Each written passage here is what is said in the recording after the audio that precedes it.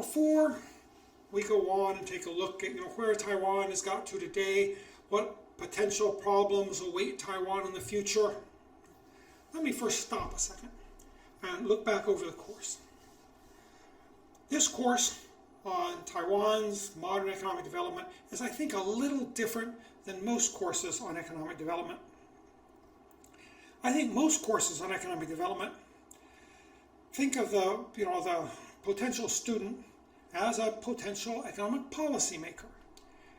And so, the emphasis is on what's a good policy, what's a bad policy. And, I'm okay with this. I think economic policy is interesting and there's better and worse policies. Policymakers can sometimes make some difference. And economic policy is clearly part of the environment in which the economy evolves. Okay? But maybe I'm a little cynical, and I think from studying Taiwan's economic development, I've become cynical as to the creative power of Taiwan's government as far as economic policy is concerned. And maybe generally, the creative power of government generally, okay? What do I mean by this? I mean, if you look at economic policy, I don't see it as something that's exogenously created by the government and used to mold the economy. I mean, sometimes that happens, but oftentimes it's the economy that's molding economic policy. And this is often even true in a nationalist economy where you're trying to work with economic plans. Okay?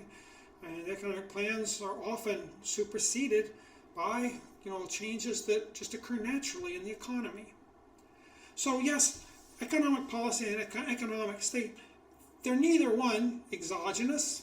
The impact goes both ways. Economic policy has an impact on the economy has an impact on economic policy. But sometimes, looking back over Taiwan's economic history, it seems to me I can look at the economy one year and use that to predict economic policy the next year, better than I can look at economic policy one year to predict what the economy is going to be doing the next year. Okay? So sometimes I think really the economy is the best place to start. Now, of course, sometimes I do think economic policy does arise from outside the economy. But even then, it doesn't usually come from within the domestic government bureaucracy. Usually, it's something that's come just from the winds of doctrine that are blowing through, the heads of the global intellectual elite. Okay, we can talk about it that way. If you want to understand how nationalist economics, fascist economics came to Taiwan in the 1930s, you certainly don't want to look at the Taiwanese, the bureaucrats that were running the Taiwan government at that time. You'd do better off to go back and look at what the Japanese bureaucrats were doing. But even then, you're not going far enough. This sort of nationalistic doctrine is going through the whole world. Okay? And it's something that's infecting all countries to somewhat different degrees. After the war, you go through a period where the economy is kind of closed, and then the economy kind of opens up, and then you see Taiwan trying to move more into heavy industry. You might think that that's due to creative government policy, on the part of Taiwan's bureaucrats. And I think some economic, development textbooks might paint that sort of picture. But when you look around the world at the other countries that are developing, similar to kind of at a similar stage as Taiwan, you see them going through very, very similar transformations. So again, this isn't something that's coming creatively out of the economic bureaucracy. It's just something that's coming from outside. It's coming from this kind of international intelligentsia that's kind of blowing into the minds of the Taiwan bureaucrats. So when I'm looking at economic development, I think it's better to focus more on the economy itself, on the business networks. Okay? Though, of course, you also want to talk about economic policy as well. Okay? I think, though, when I'm thinking of the student that I assume is listening to this presentation, maybe I'm thinking more in terms of somebody that may be going into business. And I want to let them know how businesses tend to evolve in this world, and how business networks and how economies evolve. Okay? At least how they have evolved in this one part of the world. And personally, I think this is a very important piece of the world here in Taiwan. So that's kind of why I focus more on just what's happening in the economy more than I talk about economic policy. Now, how did the business networks grow in Taiwan? How did the economy develop? And I think it needed several things. One thing, it needs time. It doesn't really matter what economic policies you use. You can't change things overnight. Time is associated with learning by doing, and that's what business networks have to do. They need time to learn by doing. So you can't expect big changes overnight. When you look at Taiwan, I think Taiwan's success, it can be traced all the way back. Not a certain success, but the first foundations of the success you can see back during the Taiwan tea industry in the 19th century. My way of looking at Taiwan overall is maybe just seeing Taiwan's tea industry as kind of setting a foundation from which economic development might begin. So it hasn't really gone far enough to say it's really begun yet. But then later it's kind of the 1920s when you really see the takeoff. I'll come back to that in a second. Another thing you need is, besides learning by doing, you need learning by imitation. You need openness. This was important for Taiwan. Taiwan, when the tea industry began, you had the foreigners coming in. They were doing the exporting. They were doing the quality control. Taiwanese were having to learn from them how to meet foreign demand. And early on, they also learned a lot about tea manufacturing from some of these foreigners. The Japanese also gave Taiwan, a lot of good information about tea markets. Okay, you go on then and you look throughout the period of Taiwan's development, and FDI has been very important. Okay, the Taiwanese have had these people coming in, setting up factories, and it allows the Taiwanese to learn. Openness, part of this is economic policy. Part of this, though, is just the situation. The tea industry wasn't because of any particular policy. It was just kind of the fortunes of war. That's what opened up Taiwan. And then it's also important businesses. I think some business networks just tend to be more closed and clannish. Taiwan's business networks, maybe because of early influence, they were open. Okay, and they were looking for information on how to improve their production and the distribution of their goods. Okay, from very early on. So you need openness. Another thing you need is security. Okay, you need peace and property rights. Otherwise, businesses really are not going to have the time for learning by doing, because they're going to be spending all their time trying to protect what they have. Okay? Always worried about what's going to be taken from them. So this again, could be economic policy. It could play a role in this, but often it's just the situation plays a role in this. Okay, when Taiwan's economy went nationalistic in the late 1930s, you started getting a lot of controls on the market. You started getting a lot of companies nationalized, and this continues into the 1940s and 1950s. What happens here is affected by economic policy, but a lot of it is just, again, it's the fortunes of war. Okay, things happen. Okay, and that kind of caused the depending regardless of economic policy ideas in your country. Okay, this sort of change influenced most of the world's economies. So a lot of times it's just kind of the fortune that determines to what extent you will be secure. Finally, capital is also important. Sometimes I think when I began studying Taiwanese economic development, I was a little naive about the importance of capital. I tended to think that, if it looks on the surface like some market is open, then there'll be market competition and the businesses around this market will develop. But, what you need behind the scenes often is you need finance.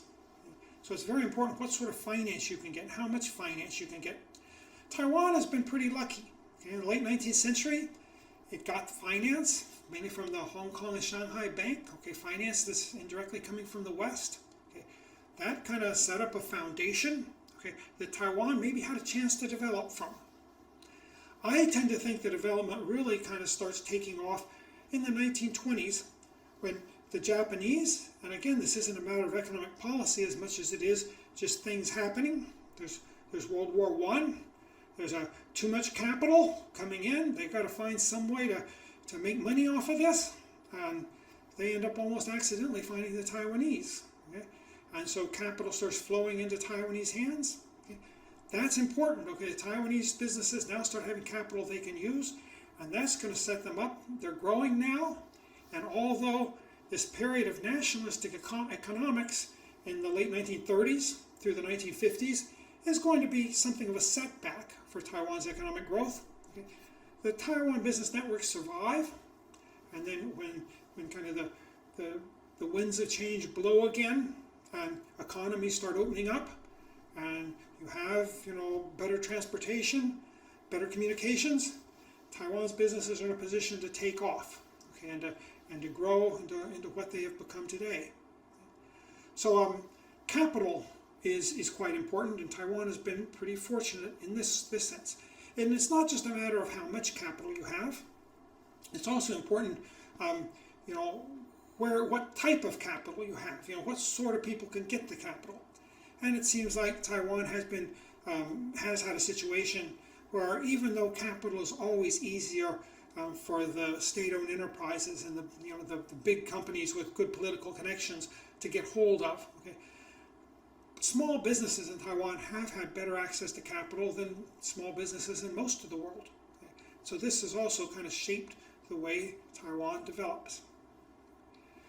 So, I kind of look at these four things as being very important, in being behind the growth in Taiwan.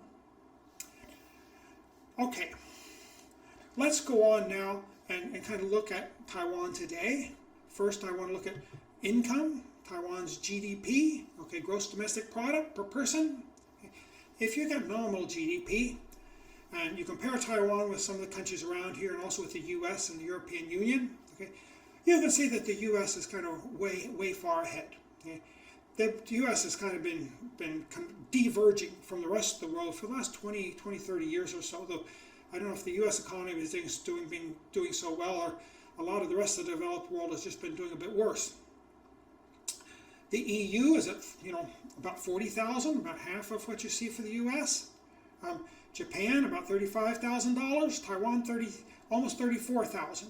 Okay, and then South Korea somewhat behind that, 33,300. China, is kind of at the rear in this list.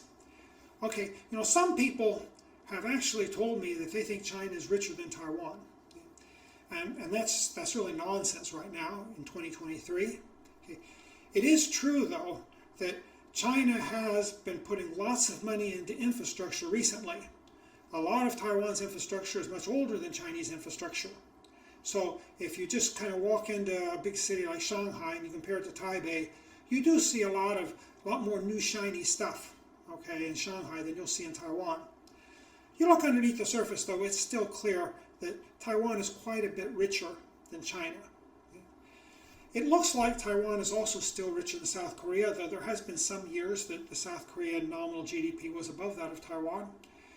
Taiwan looks like it's just about caught up with Japan, and maybe not so far behind the European Union. There's another way of looking at GDP. Instead of nominal GDP, you can look at GDP PPP, purchasing power parity. Okay. Basically, that's just saying it's GDP adjusted for domestic prices.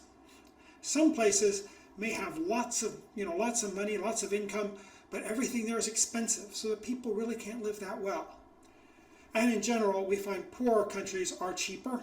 So poor people sometimes live off of a lot less income in India than they couldn't possibly live on that income someplace like the United States, because things in very poor countries tend to be cheaper. Okay.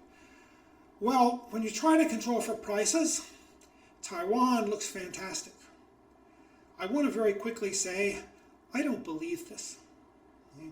One thing you have to understand here is the IMF does not recognize Taiwan as a country. It does not do the PPP statistics itself. It farms that out to another organization. And I think they do PPP just differently than the IMF does it for other countries. Because I can't believe that Taiwan is really almost as rich as the US and much richer than the EU and Japan. Okay, that doesn't seem right to me right now. I've been to Japan recently. I can't tell that Japan is really much more expensive than Taiwan. I mean, maybe if I got to know Japan a little better, I'd see that there was some difference in prices. But it seems to me that it's pretty similar.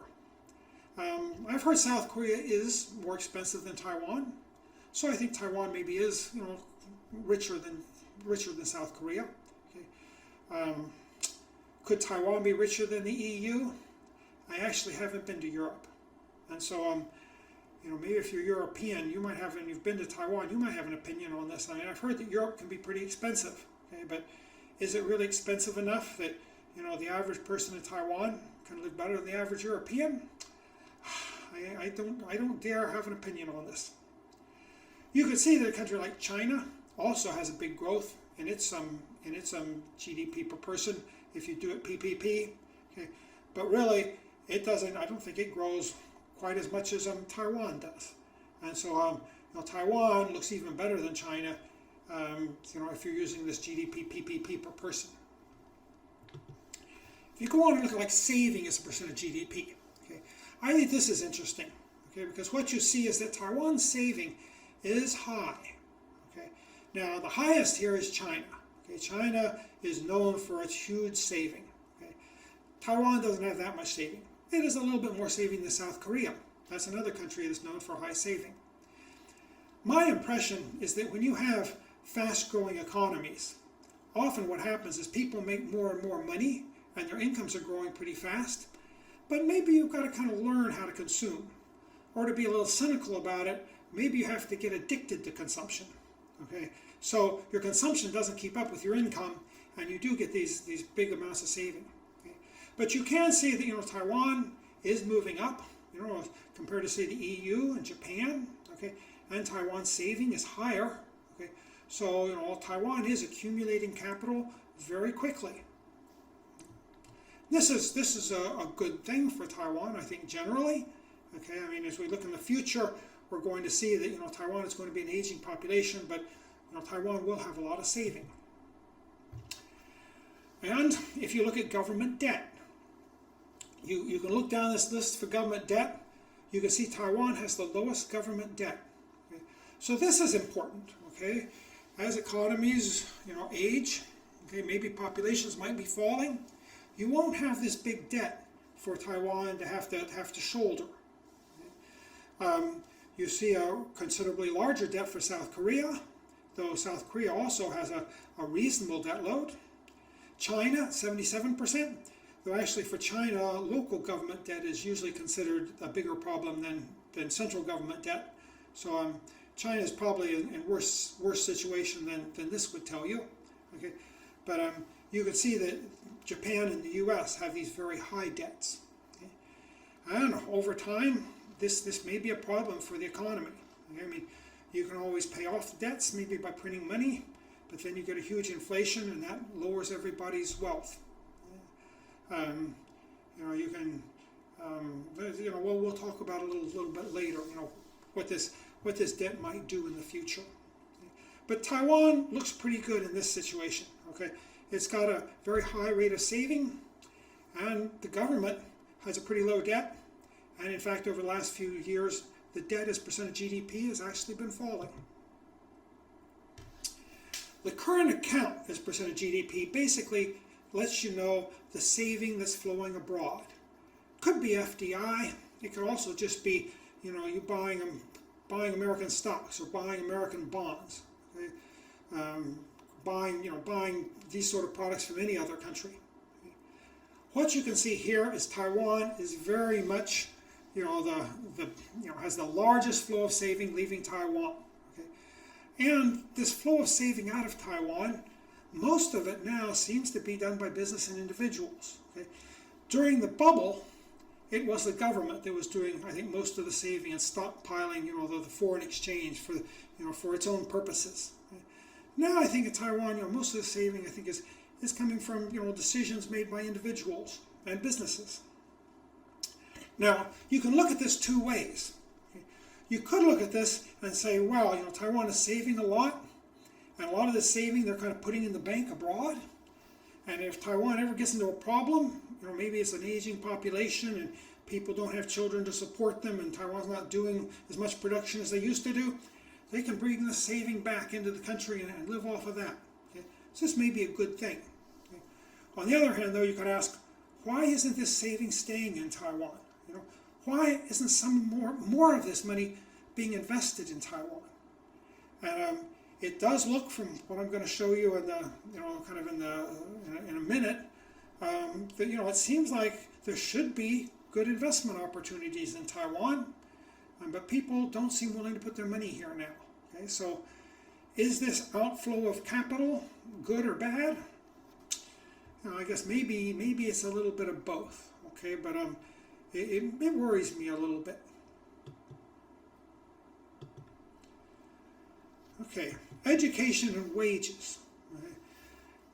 This is maybe why the outflow of capital bothers me some. Wages in Taiwan have stagnated.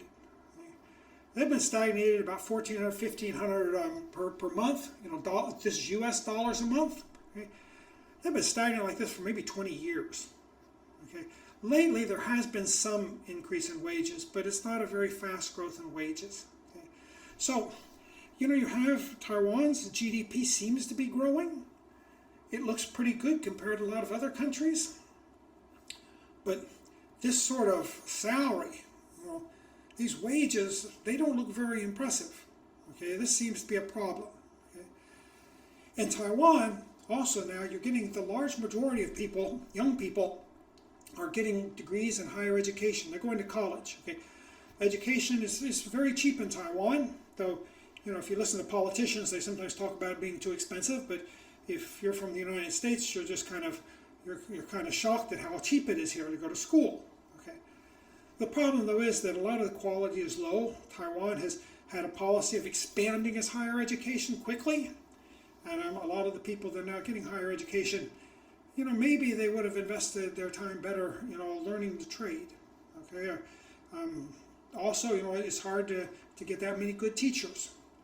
And even if you're, somebody that's just serious about learning things, many of the schools, you don't have very good classmates. Okay? So this is kind of a problem here in Taiwan. We're getting lots of education, okay? But the education really doesn't seem to be turning into really good skills for earning lots of wages. Okay? The number of people going to school now is falling a little bit as people get a little kind of disillusioned. It used to be, of course, when few people could get higher education, getting the degree really helped you as far as wages are concerned. But now that everybody that wants a degree can get a degree, just having a degree doesn't do much for you anymore. In general, Taiwan is now no longer a good place to be a wage earner. This used to not be true. When Taiwan had all these small and medium enterprises networking to create these speed-intensive goods for export.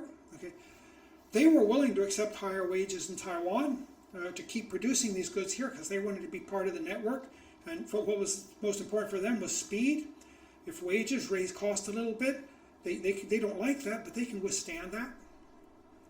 And there was so many of these business networks making money. Okay, that increased the demand for unskilled wage labor a great deal. Okay. So used to be, if you were just a wage earner without any real special skills, you could do pretty well in Taiwan. Okay. Now with China opening up, and to a lesser extent Southeast Asia, the business people are going over there using the even cheaper labor. Okay, that's, Taiwanese labor, if they've got to compete with Chinese labor, it's hard for them because if they don't have special skills, they're certainly, even at these low wages, these are higher wages compared to what an unskilled worker in China can make. Okay. Also, automation is taking its toll, as it is everywhere in the world. Okay. There's getting to be more and more computers that can take, and robots that can take the place of humans. It's interesting, in Taiwan, wages seem to be much lower than in the United States, at least as far as, low-skill wages are concerned. But I think you see a lot more automation in Taiwan than you do in the United States. You can see this like if you walk into McDonald's. I think that Taiwan started automating their McDonald's much quicker than the United States started automating its McDonald's, although wages are much more expensive in the United States. Okay. So Taiwan right now has a problem of low wages. Most of the young people are going through college. They really want white collar work. They'd like to work in an office, sit down and work with pen and paper. They don't really like the dirty jobs sort of thing with maybe trade schools might offer. Though again, I think there's some slow change happening here as people figure out that doing a dirty job often makes you a lot of dirty money. Okay, so this is kind of a problem. A lot of people seem to be looking for the wrong types of jobs. Okay, jobs that can't pay much, and you see a lot of people in Taiwan with a college degree, making very little money, while other people who are a little less fastidious go out there, do a dirtier job, and can still make a fair amount of money. Another problem in Taiwan that you hear a lot about is bad bosses. Okay? Taiwan has become an island where it seems like almost everybody agrees the bosses are terrible people. I don't know if this is always true. I suspect it's not always true. Okay? But I've been told, I used to say that Taiwan looked like a place where everybody loved entrepreneurship because it seemed like everybody wanted to open up their own small business. But the Taiwanese told me that this isn't true. Really, we don't like entrepreneurship at all.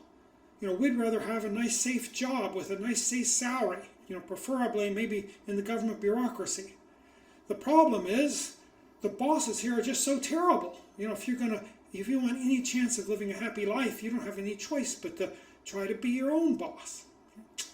Maybe there's something to that because, what's happened now is the bosses and the management class in Taiwan has largely gone abroad. Okay, that's the place it seems like they can make the most money. And so, maybe what Taiwan is faced with now, maybe not altogether, but maybe a lot of the bosses here are kind of second stringers.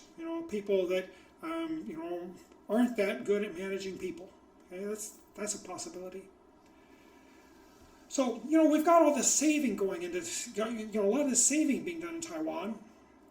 A lot of the savings goes abroad. What stays in Taiwan seems to be going into real estate. So real estate prices have been rising. In the last 2 or 3 years, they haven't been rising very much anymore, I guess. Maybe we're getting near the peak. It's hard to tell.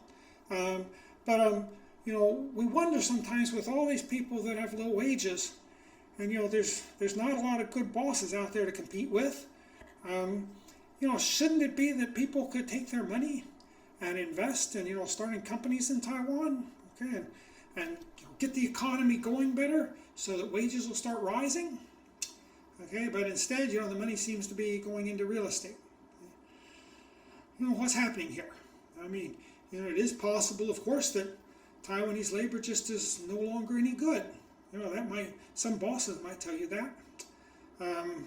Maybe though there's just kind of a lack of entrepreneurship now in Taiwan. It's hard to say. Okay, but if you're in Taiwan, you are interested in trying to live a good life. Okay, probably what you want to do is you don't want to get wage work. You're probably better off trying to be an entrepreneur. Okay, and it's kind of a tough, risky job, but you've got a lot of people out there that you don't have to pay a lot of wages to, and they'll work for you. Now, one of the things that's kind of disheartening for young people in Taiwan today is that wages aren't rising much, but housing prices are. Okay, so that you can now in Taipei you can work your whole life, and even if you save every penny, you might never have enough to buy a house or buy a condo. Now, that's probably true in other places, maybe like Manhattan. Okay. But it is true here in Taiwan now that there's a lot of wealth. And this is one of the problems with the big saving rate. Okay? There's lots of older people with lots of wealth. Okay? And there's lots of younger people that don't have wealth and they're getting very low wages. And for many of these people, all the work they do throughout their entire life is going to give them less money than the money that they're likely to inherit from their parents.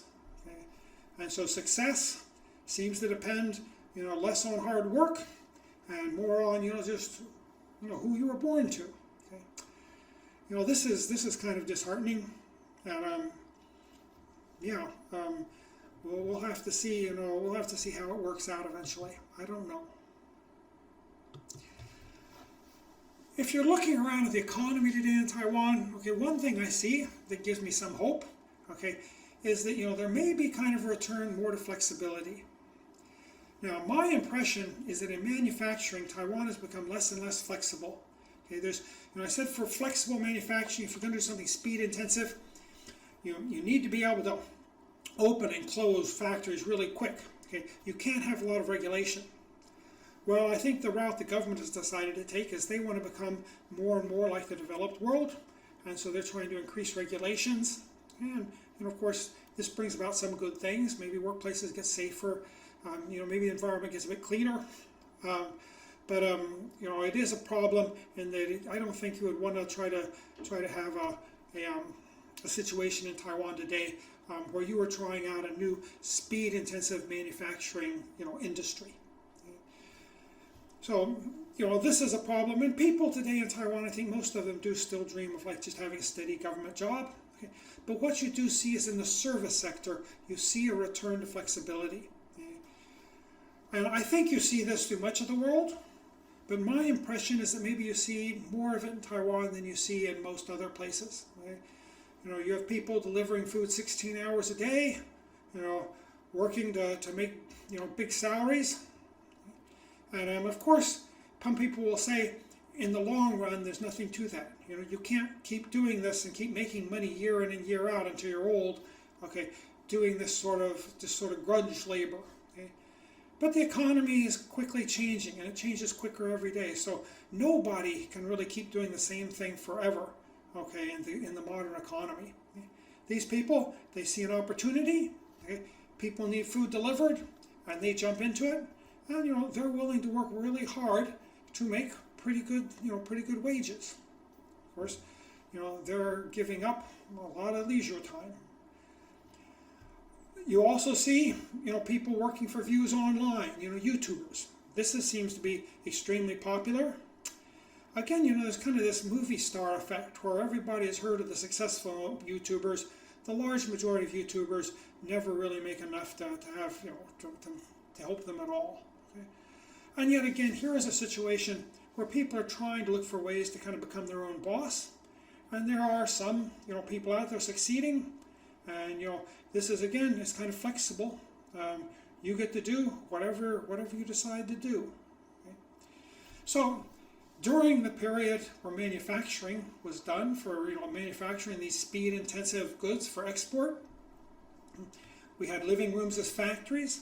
This offered us a great deal of flexibility. Well, in Taiwan today, you're seeing kind of a comeback in kind of service living rooms as factories. In fact, you're actually seeing in restaurants. You're seeing these restaurants where people actually cook in their homes and have it sent out, okay, through things like Uber Eats. Okay, so that's a literal living room factory. Okay. But you do see in the service industry that kind of gets around the new regulated environment that's kind of crippling manufacturing or speed-intensive manufacturing, and it allows this kind of new flexible way of making money. Maybe this is going to turn out well for Taiwan in the future. Okay, I'm not sure. Okay. The wages out there, though, still indicate that most people, they want a steady job. And they're willing to take a steady job even at a pretty low wage. Okay. So, the demand for steady jobs is still higher than the supply. It seems like that indicates maybe a shortage of entrepreneurship, because it isn't a shortage of capital. Taiwan has plenty of capital. So, this is kind of where Taiwan is today. It is maybe in some ways kind of at a crossroads. And I'm hoping for the best, but I'm not sure. In some ways, when I look at the Taiwan economy today, I see an economy that kind of was once young and vigorous. Now it's kind of maturing, okay, which is still very successful. It's still growing, and it's still growing faster than most of the world. Okay, but maybe it is starting to mature, and maybe a decade or two down the road, we'll start seeing what old age looks like. I hope not. I don't know. In the next section, I want to say just a little bit about the future. But again, you know, what I said before, you can't ever tell the future. It's one wave after another, okay? The waves are virtually impossible to predict. But there are some things that you can understand about the ocean in which, you know, Taiwan is floating. Okay, we'll say something about that.